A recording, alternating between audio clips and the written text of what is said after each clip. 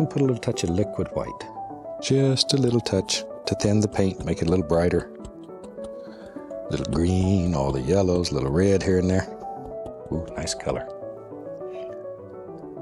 Now then we can go in here and just begin tapping in little grassy things. See there how easy that is? Nothing to it.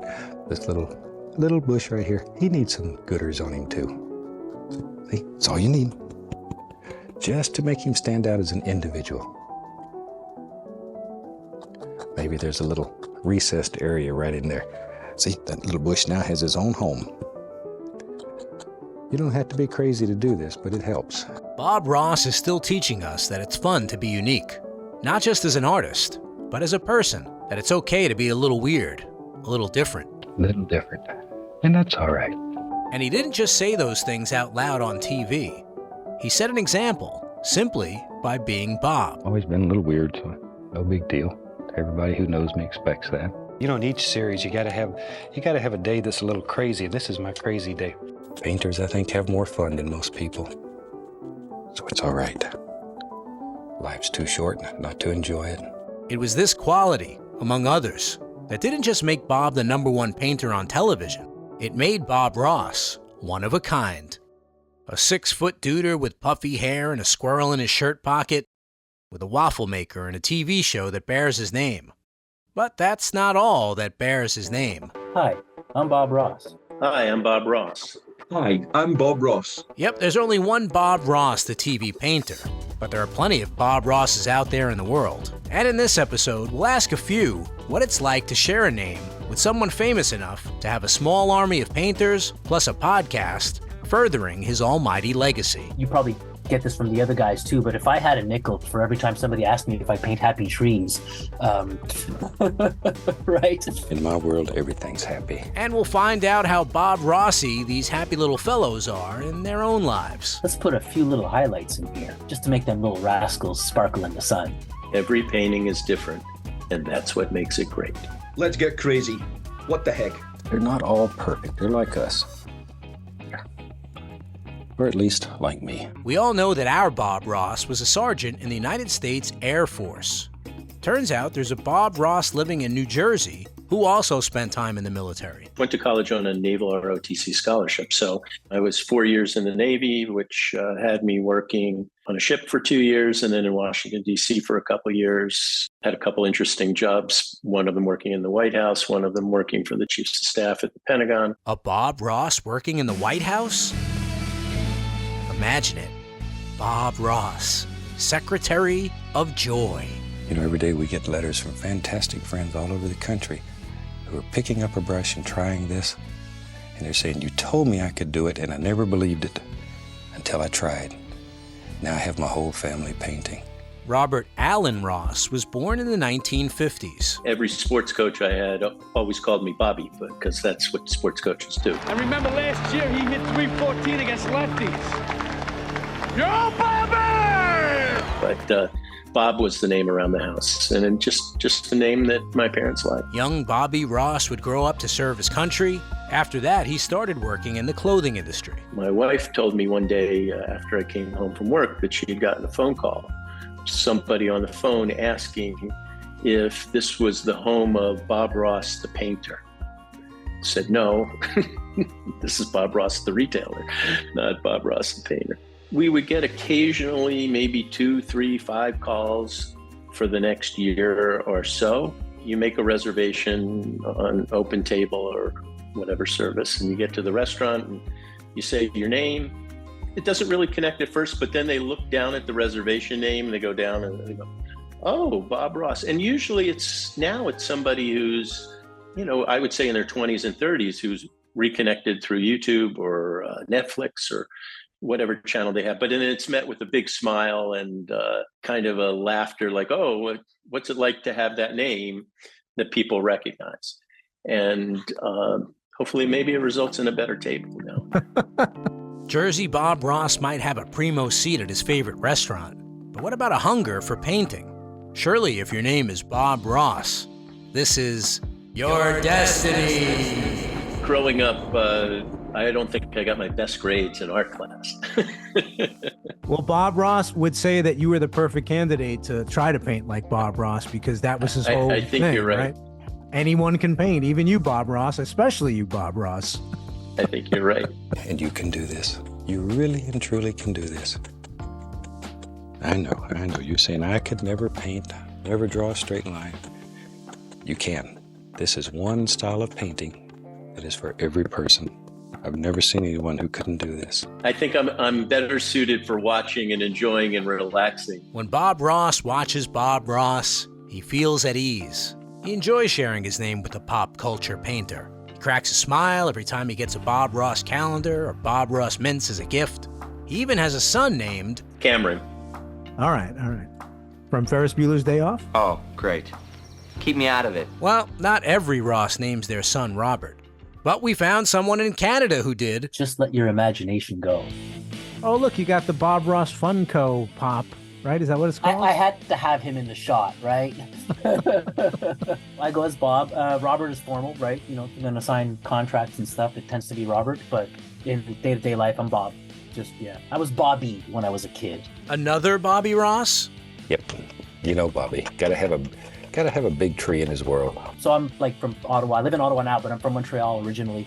And my dad, a huge hockey fan, obviously. And I was named after his favorite player at the time, which was Bobby Hull, played for the Chicago Blackhawks, right? So I was named Robert so that people could call me Bobby. That was like literally, I don't think he had any inkling of what was to come and that the connection wouldn't be with a hockey player later on, but with a painter. The first thing I did was slide on the ice, and you know the rest of the story. I'm Bob Ross. I live in Ottawa, Canada, software tester by day and a musician by night. That's right. This Bob Ross makes music in a band called Winter. Now, since this is a winter scene, I like to work in the gray hues a great deal because it gives the feeling of winter. I play bass. We finally found our Bob Rock, a real-life bass-playing Bob Ross. Big old rock. Happy Rock. He lives right out there. Further it's gonna go when you blow it high, though. When you blow it high, though. Oh, yeah. The PBS station out of Vermont, like it was one of the channels we could get up there, right, when you had cable. And so in the afternoons, after school, you'd be flipping through looking for your favorite cartoon, and you always had to sweep past that channel, and that's the time that Bob Ross, I knew who he was. And obviously, because he was called Bob Ross, I was like, hey, I'm on TV. I always say that I have the same name, but he had way cooler hair. I can relate. This little devil was fascinated with my hair.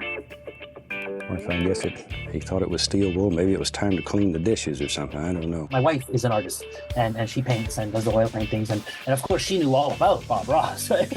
Well, she's married to him. An oil painter who falls in love with a man named Bob Ross?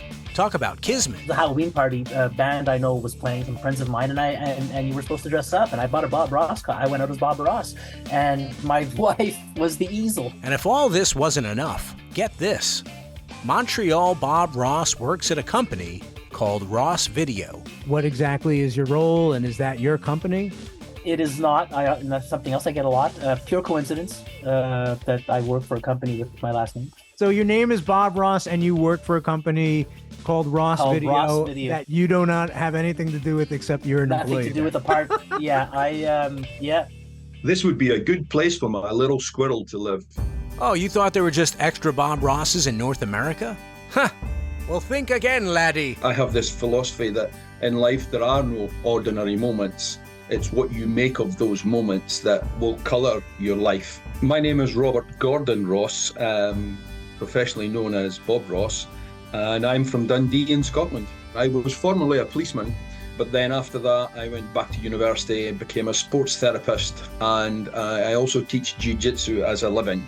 I make a good living out of it. Bob Ross, jiu-jitsu expert? I'm a grandmaster. I was bullied as a kid, and my mum sent me along to the local judo club, and it all grew from there exponentially. Little baby tree lives right there. But he'll grow up, be a big old tree. The only time I get called Robert is if I'm in trouble or if my wife is calling upon me. So yeah, normally everybody calls me Bob. Scotland Bob Ross was too busy kicking butt and taking names in the 80s and 90s to properly connect with his American namesake. It was probably in the 2090s that he came on TV here in the UK. I'm sorry, sir, did you say 20 noughties? It was quite surreal when he came on TV. There's a lot of Bob Rosses in the world. This is the same old dirty brush. My gosh, it's got every color in the world on it. I'm just adding yellow into the tips, and then it's all mixing together right there on the brush. You know, we don't make mistakes. We have happy accidents. And I actually enjoyed watching his programs. He was quite a talented artist. This whole new technique he had with daubing with a brush, it caught on over here. And while TV Bob was daubing, Scottish Bob was sobbing. Nope, wait, scratch that. He was happy. Yeah, happy makes more sense. Anyway, our Scottish friend, like the other Bobs we've met, is merely an admirer. And like the other Bobs we've met, he's also been a victim of mistaken Bob-dentity. I'm a scuba diver, a dive master with Paddy, and I was joining the underwater archaeological unit in Israel on a dive expedition. So I travelled with all my kit all the way over from Scotland to Israel via Tel Aviv. And I was going to be met in this little village called Akko. Now, they'd never seen me before. They'd just known me as Bob Ross. So this chap gets told, go to the train station and pick up Bob Ross. I get to this train station and here's this tall chap with glasses with a sign, Bob Ross. And I went up to him, I said, are you looking for Bob Ross? And he says, yeah. There was a whole load of people there, but he looked at me a few times because I had dive kit, but he never kind of like engaged with me. So I said to him, look, I'm Bob Ross. He says, you don't look like anything you are on TV. Why did you get your hair cut? I'm like, for goodness sake, it's two different people. Think about the personalities. Each one's different. Each one's your friend, if you let it be. Just let him be your friend.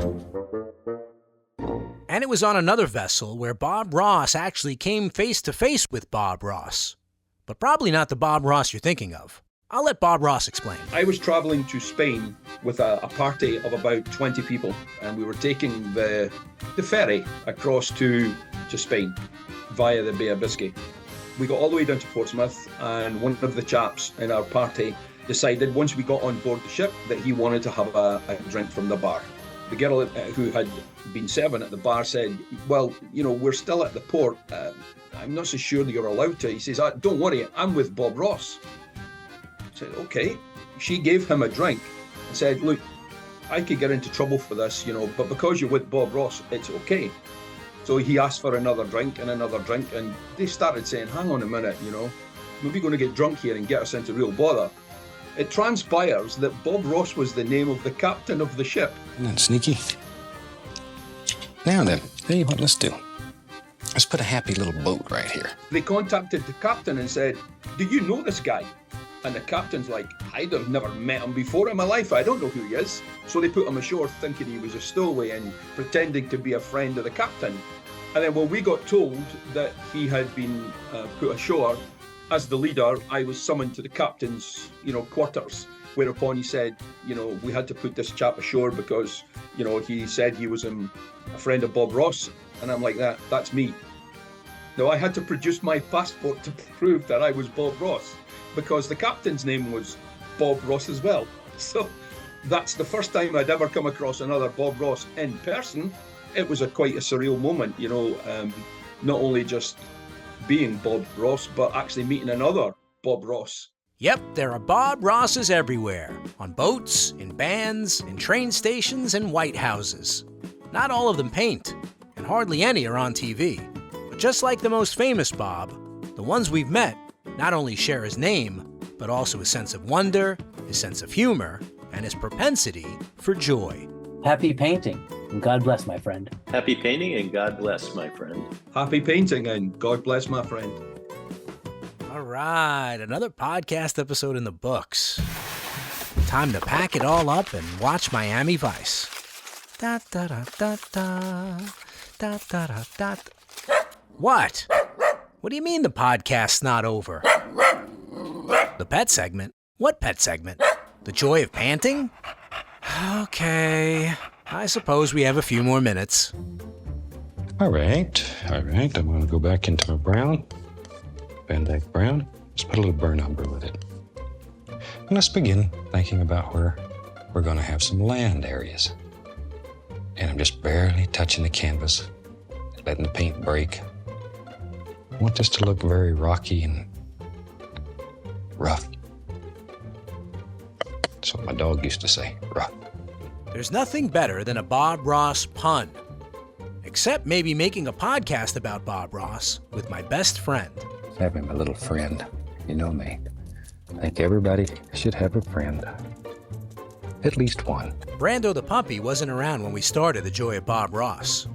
But when you start making a podcast about joy, it gets you thinking about your own joy. And last summer, it finally felt like it was time to be brave. Let's come right about here. So, we're going to check you out for bravery today. Bob Ross loved animals so much that he even kept squirrels as pets. Let them live in his house. You can't hardly help but like one of them little rascals. But do pets love Bob Ross? Is there a feline whose fave paint is cadmium yellow? Is there a dog out there who loves to experience the joy of panting? Let's investigate. If you want to keep a creature, get a domestic animal. Doggy or a cat. They're a lot of fun. They're a lot of company. My name is Charles Torgerson. I'm from South Carolina, and I'm a group travel planner. The Torgersons of South Carolina have a dog and 3 cats. But there's one kitty in particular we're interested in. Marley is around 1.5 years old. She was abandoned by one of my mother-in-law's neighbors. I brought her home with me because I wanted to score brownie points with my daughter. And that's how she came into our life. In a house full of animals and kids, Marley is the baby. They're amusing in a different way than dogs because they're just so dumb. They're silly with each other. And the way our kids love the cats that they have now, that's been cool to watch. Each of them has separately attached to their own cat. But while the kitties were connecting with the cats, Marley was also bonding with someone else. Our TV has a Bob Ross channel, which is fantastic because that's pretty much what it stays on all the time. And recently, I had an opportunity to spend a little time with a big old kitty cat that I think is just absolutely gorgeous. Seems like he had such a sweet spirit. His voice is so calming. It's something that I enjoy for those reasons. Calm is something I seem to try and chase in my life with limited success. So I hear his voice. It's just a soothing thing. No pressure. Just touch it and allow it to glide right down the canvas. No pressure. No pressure. See there? Very gentle. Very, very gentle. Bob may inspire Charles to take a cat nap, but the joy of painting turned out to be catnip for Marley. She was a pretty new kitten, so she spent a lot of time just laying around on the couch, getting her bearings to new surroundings at home. Sometimes we would look over at her and notice that she was staring at the TV while it was on, and it took us a while to figure out that it was only if we had Bob Ross on. Maybe over here. Let's have a big tree. Sometimes she'll be walking by through the living room and just sit down and look at the TV, just sit there and watch, and we don't know if it's his voice or if it's I'm sure she has better hearing. I don't know if she's hearing the brush strokes or if she's captivated by the motion of the brush, but she'll just sit there and you can see with her eyes that she's following what's going on. It goes up here. This is where the hawk sits, the big eagle maybe. Whatever it is she likes, she'll just stop what she's doing and sit there and watch sometimes. Or maybe the owl I showed in the last program, maybe that's where he lives. There, he sits up here and surveys the whole countryside. Watches for a little mouse to go scampering across the snow. That is probably the only other TV reaction we've gotten out of any of the animals. Our dog, Colby, he's a reader. He only reacts to golf carts. 4! Oh! I should have yelled 2. Okay, one kitty cat who loves Bob Ross. Check. All right, give me some puppy music. I go by the name of Lord Gill as an artist, but my name is Lorraine D'Aranzetta. I live in Ocala, Florida. Lord Gill is a retired high school art teacher. Pretty phenomenal experience, gotta say. So, and they were all Bob Ross fans. So this new generation, this Gen Z and then the Alphas, they are truly Bob Ross fans. It's crazy how he has just transcended the generations. And it creates an interest in art and a caring for nature. And anytime you can instill that in a young person, it's so fantastic because they're the greatest people in the world. Turns out Lore used to be one of those young people. It was just a cool thing to do. We were, 18, 19, 20 years old watching Bob Ross. It's like rockin' Bob. We loved it.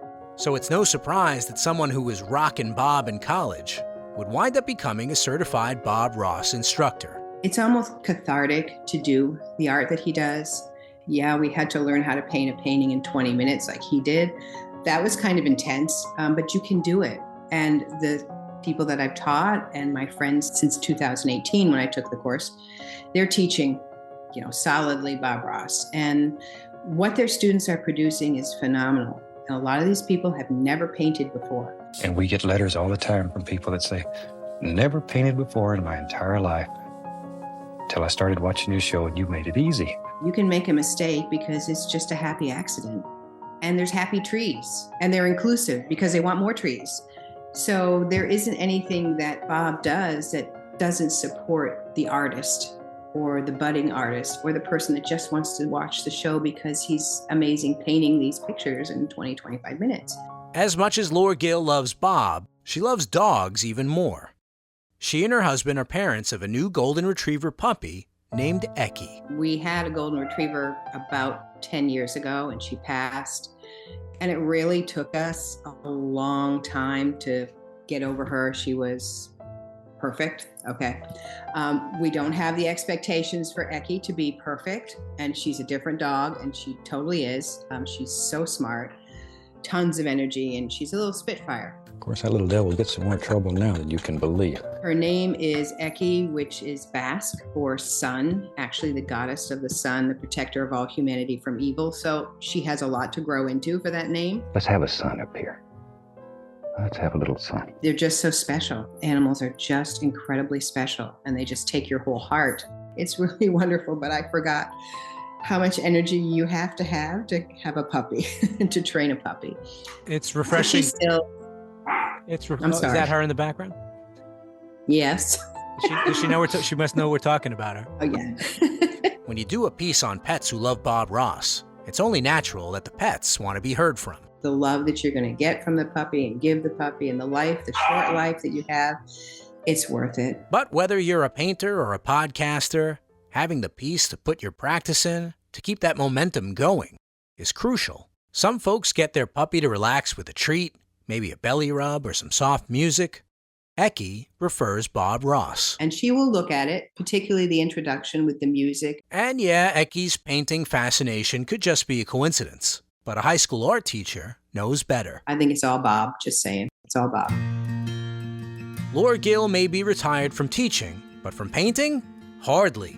And now she has a friend, just like I do, that lays quietly in her studio while she makes her art. Just feel like I'm complete. Yeah. Because she's there and she's just hanging with me. And sometimes Eki isn't so quiet. A lot of my family were painters, artists.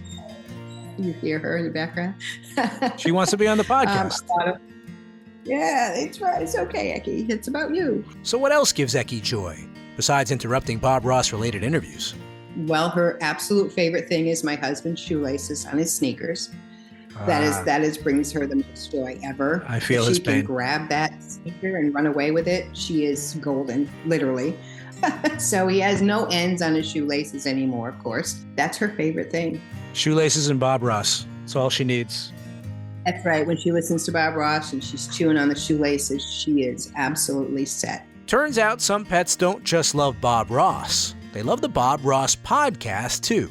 But most of all, they love sharing their Bob Ross time with their human friends. He's timeless, even through the tough times. And it's kind of like you can count on him. It's weird. But he's just there, and he doesn't change, and there's no drama.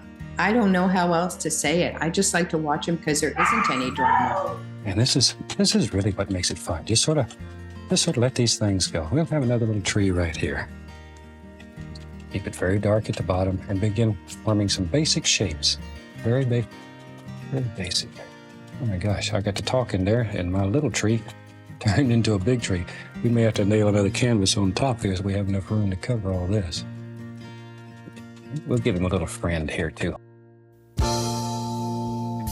The old clock on the wall tells me we've got another finished podcast episode.